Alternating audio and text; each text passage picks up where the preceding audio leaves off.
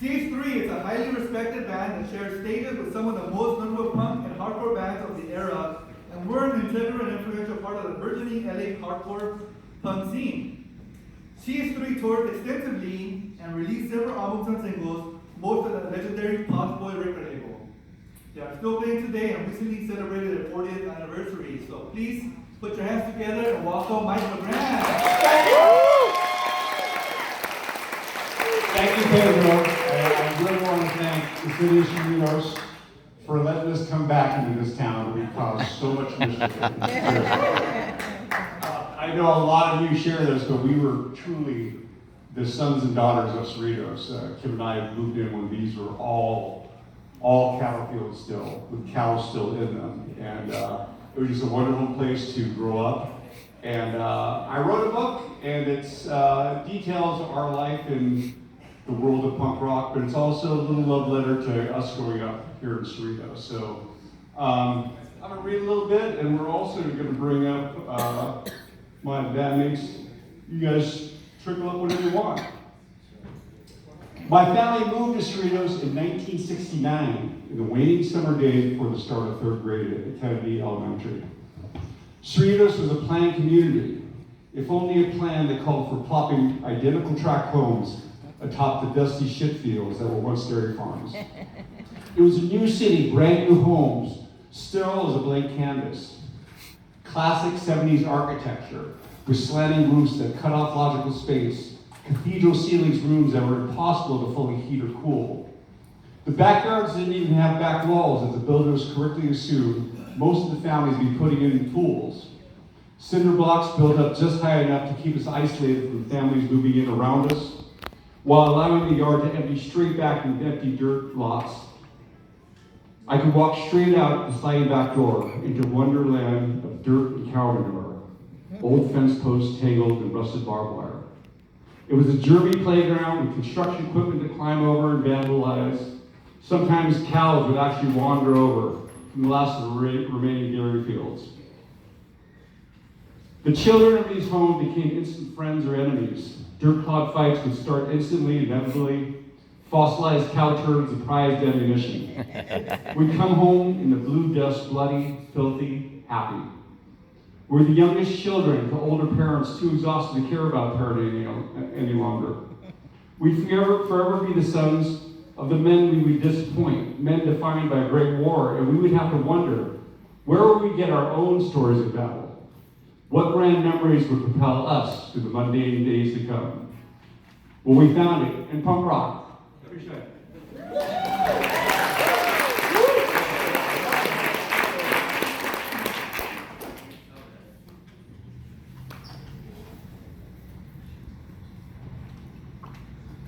All right, punk rock in the library.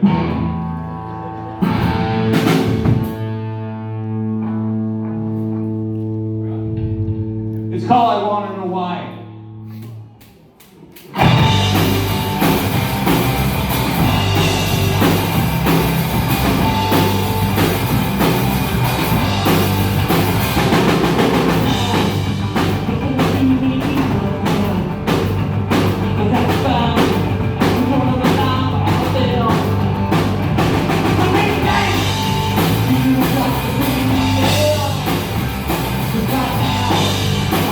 No.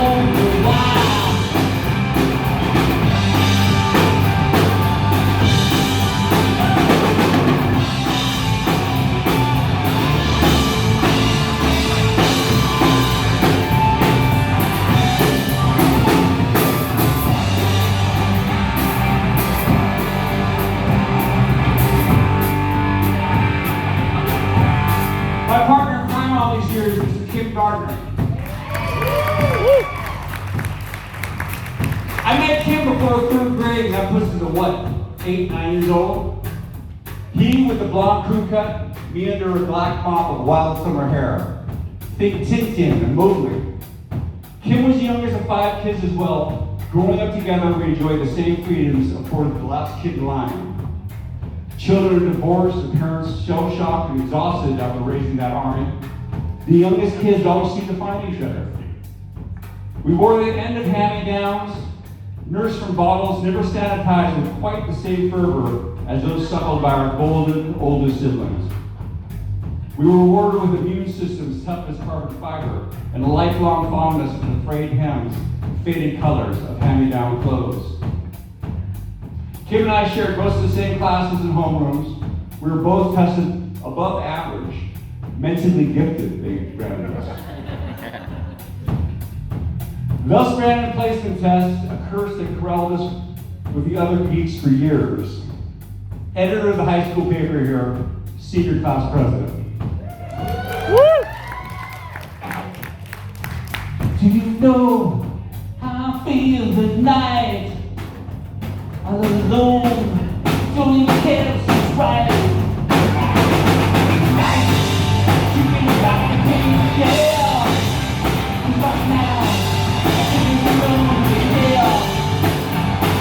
So I take it away, and so I can't see you when it's on the other side. I wonder why,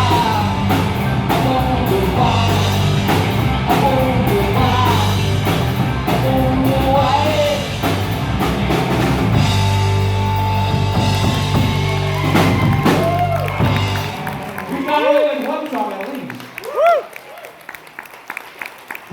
Parties in every one of these tracks you see around here, and some nights it would just be shut down before we even got cord went off. But other nights it would be magical. We'd go until 2 in the afternoon, 2 in the morning. And I have to ask myself, being an old man homeowner now, where the hell were the parents? I mean, but without those empty houses and without those parties, we couldn't have done that. So Kim and I started the band together shortly after high school. It's become elevated myth how the Ramones spurred yet another company team to start a band. Simply typing in, when I first heard the Ramones into a search engine, will fill in that sentence with, I knew I could do that too. It was indeed a simple 3-chord genius, blitzkrieg bop, that led a single note lead, and Dee Dee Ramone helped me conducting it all with his bark of 1, 2, 3, 4. Woo! Beyond their stripped-down music, there was Joey up front, too gawky, too tall, too cool, and I took heart that maybe a dorky tall guy could front a band as well. At first, we made a list of songs we could play together. The Ramones, of course, but then we found the 3 chords shared in so many songs. Judas Priest, Living After Midnight, The Runaways, American Nights, Led Zeppelin, Rock and Roll. We were slowly decoding the American songbook, learning just how many songs were little more than a rehashed 12-bar blues pattern. Robert Johnson on his knees at the midnight crossroads.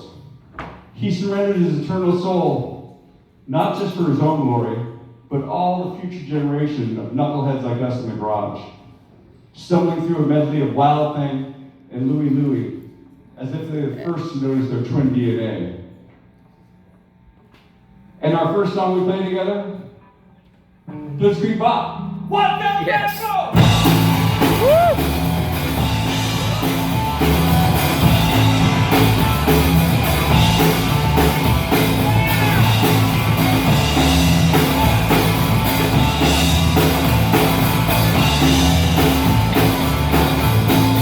You know, we still have a list of songs we could play from start to finish. A miracle. At first, just Kim and I were standing in the garage, face to face, holding guitars, building the muscle memory and learning the grooves. I'd sometimes shout above the music, faintly unheard under the screech of our guitars. But I knew all along, of course, I wanted to be the singer. Destined to step up to that battered microphone for the moment I saw Paul Stanley shriek in joy, Joe Strummer wail in pain. The next time we counted off that Ramone classic, I stayed in one place. Tethered I would for decades to come to that pole in the middle of the stage. We counted off the song, we came in together, Jack holding that beat steady, Larry adding the bottom floor to our bunch of guitars. And then we stepped to the microphone, we said, "Hey, ho, let's go! Hey, ho, let's go! Hey, ho, let's go! Hey, ho,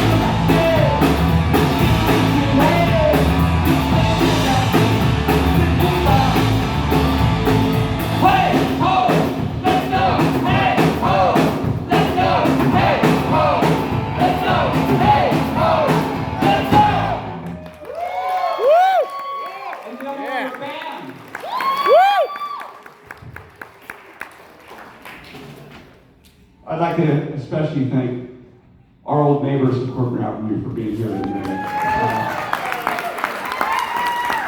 New people have heard us play more than any other fan throughout the world. Between 5 and 7 p.m., just before Jerry Dunphy would come on with you, so I thank you so much. Let's play.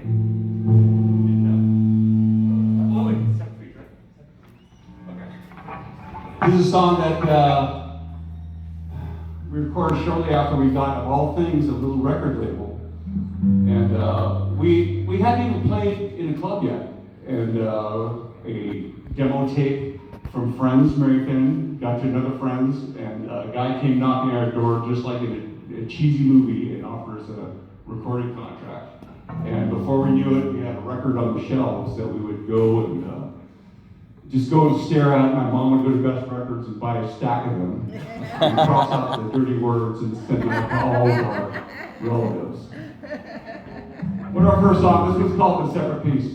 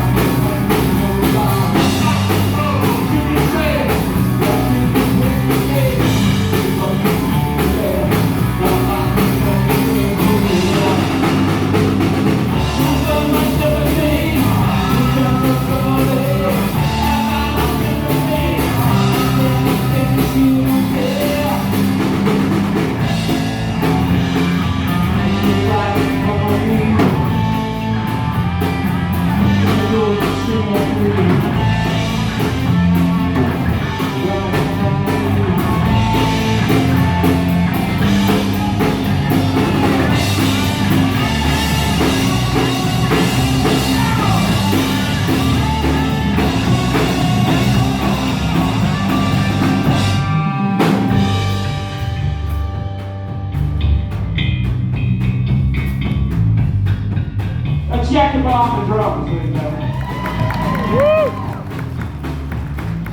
Jack was that Cerritos Library or Whitney? Whitney. Whitney in the house, people. That's right.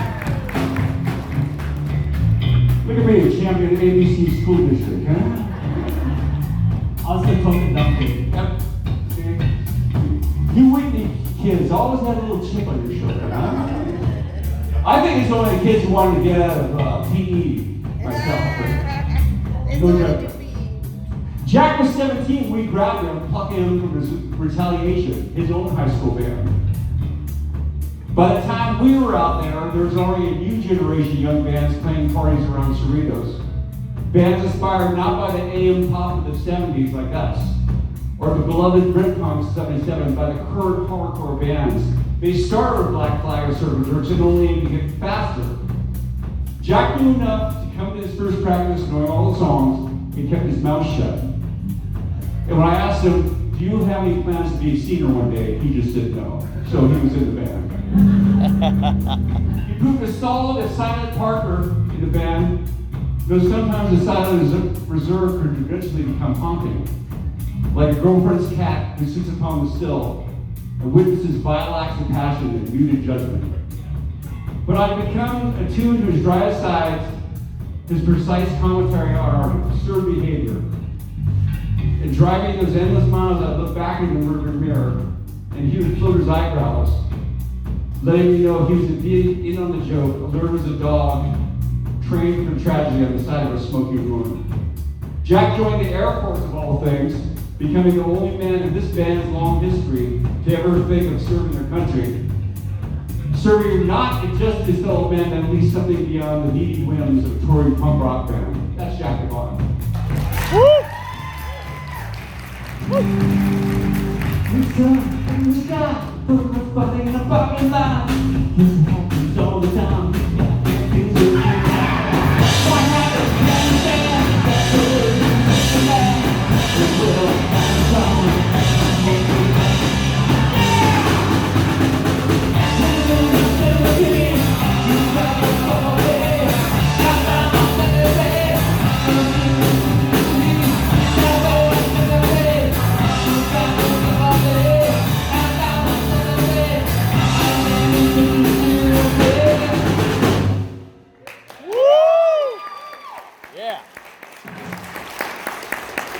Yeah, it's such a blessing that we can reconnect with these original knuckleheads that we started this band with in the 80s, you know.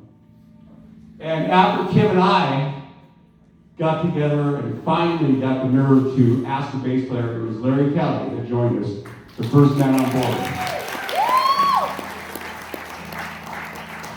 Larry Kelly, the only son of a bustling entrepreneur, good old Bob Kelly, who's involved in half a dozen businesses at any given time. Used car lots, interest in commercial meat delivery, and Mercado downtown Santa Ana. Old Bob used to wander in whenever we gathered at Larry's house to practice. And then, highball in hand, Bob would tell us about a hot little 4-piece combo he used to manage. We used to wink at him, he'd say, rubbing a thumb and finger, while Larry rolled his eyes toward the ceiling. Weddings, bar mitzvah, boat shows, that's what you boys should be doing. The works.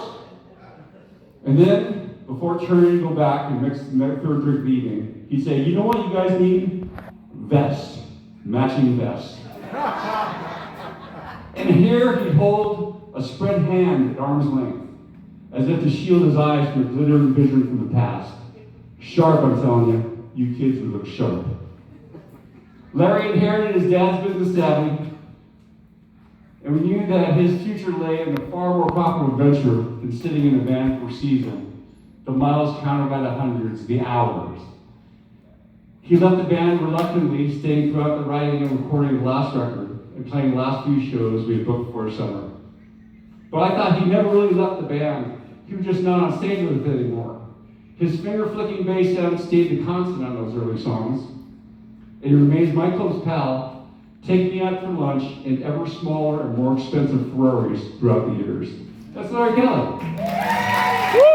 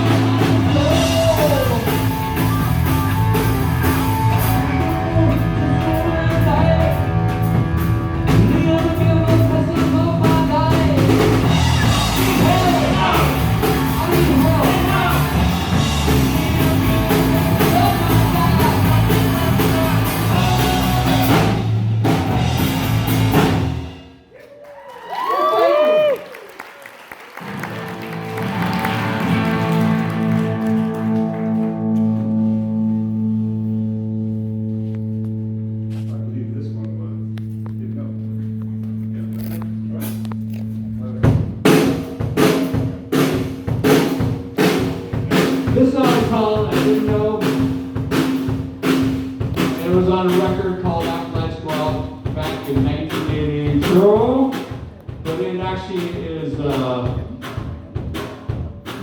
of the main points in the book. After we do this little, we have a couple more songs for you, and then I would love to come say a little bit back to the back and sign a couple books. And after that, I can't believe I'm saying this, but let's all go to the TGIF. No? Where else do you go at Cerritos, right? Is there one bar in Cerritos, Kim? Let's find a way. This is the Palm, right? Yeah, the mall. I mean, really, what are they thinking?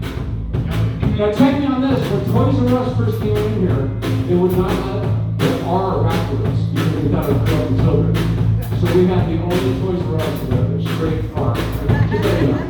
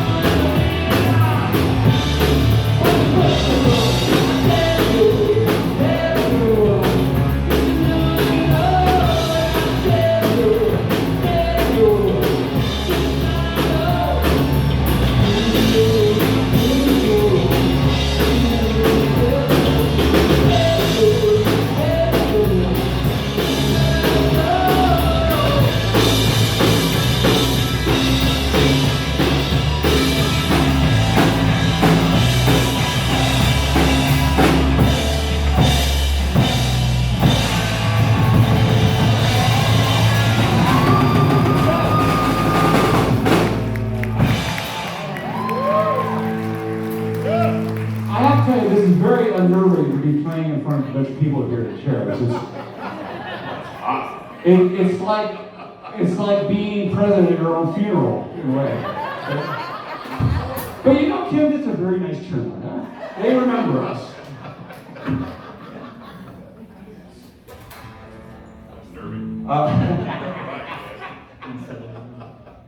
Kim's already like, you owe me for this one. Come on! You know, we played at enough crappy nightclubs to last night, but listen, we're the library boys. Okay? They can't take that away from us. I was born to an Irish father and a Japanese mother, right? This is what you get. The guy looks like an Osmond brother. Like most Japanese Americans of the Nisei generation, my mom's life was bisected by a time before and after the internment camps. My grandmother Bachan with a girl named Kinyue came over from Hawaii as a picture bride to my grandfather Makoto. They married. They ran a Chinese restaurant in San Francisco, rumored to be a safe house for Yakuza members hiding out in the States. They started a family, a girl, then 2 boys. My mom, Taruko, Uncle Leach, Uncle Sets. They finally left the greasy floors and bloody gangsters behind and moved to Delano, a farm hub north of Bakersfield.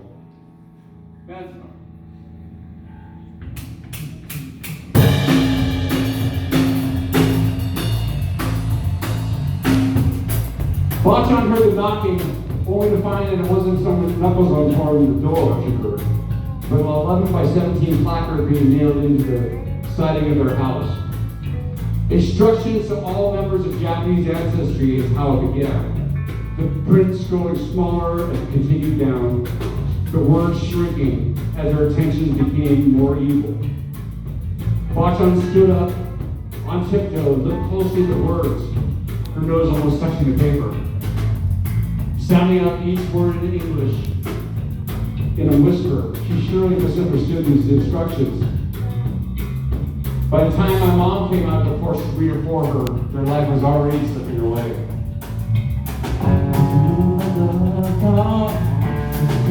Monday,